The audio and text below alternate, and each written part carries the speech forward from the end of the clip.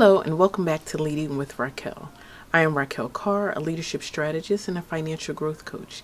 Today we are going to talk about why do we spend? One is the heart, which is the primary indicator for how and why we spend our money. The other I think about is our brain. Most spending is tied to your heart. That is why the entertainment business and commercials, they target things that are emotional. If you notice, most commercials do not have what the product is about, but they have something completely different. And the reason is because they're pulling on your heartstrings. Depending on how you feel will determine what you spend. I'm going to show you a little diagram I created, which is my heart diagram of spending, because it can be pulled apart in two different sections.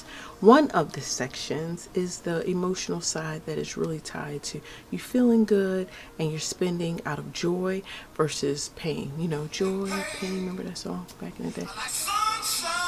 Anyway, sometimes you spend just because there's so many choices and it's something that you want. So it's want versus need. But we often have things that we need that we don't necessarily purchase, but we'll purchase the things that we want.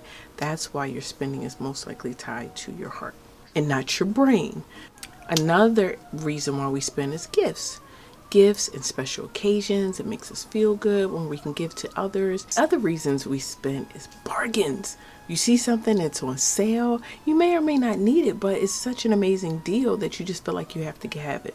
Or when they send you those coupons in your email or in the mail that says, hey, you get $10 off if you spend $50. You weren't even planning on spending anything. You didn't even need anything, but how could you pass up a $10 off item or $20 off? That's to lure you in to spend your money. Another reason is impulse. You see something and you want it. Not even thinking about what your budget, your spending plan. You finally see that item and you have an impulsive spend. And then on the other side of our heart is where I would say it might be when we're spending emotionally and it's more out of pain. Let's say you're avoiding something that's going on in your life and you want a little bit of retail therapy, something to make you feel good. Or you're feeling really down and sad and you really don't want to deal with those issues, so you go out and buy things. But feeling good, that rush of buying something, that rush of being in control, the rush of that immediate gratification gives you a little bit of joy and it helps you to forget about whatever it is that you really need to deal with. Another on the pain side, when you're justifying, well, I worked hard for this and I should be able to get this and I do this. So you overspend or you spend out of justification. Another reason spending happens because of addiction. You can be addicted to spending. You can be a compulsive spender or impulsive spender. The two most socially accepted addictions are caffeine and shopping. Those two people turn a blind eye to, and shopping is one of the ones that people do not take as seriously as they should, but it can put you in financial ruin. So it's something that you definitely should address if you find yourself being a shopaholic or a compulsive shopper. Another reason why we spend is pride. Sometimes we feel like things give us status or value.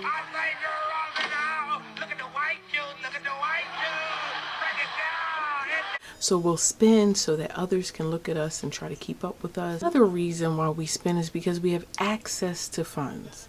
And because we haven't allotted those funds to go somewhere, we think that they are available to spend. And this is one of the more dangerous areas of spending.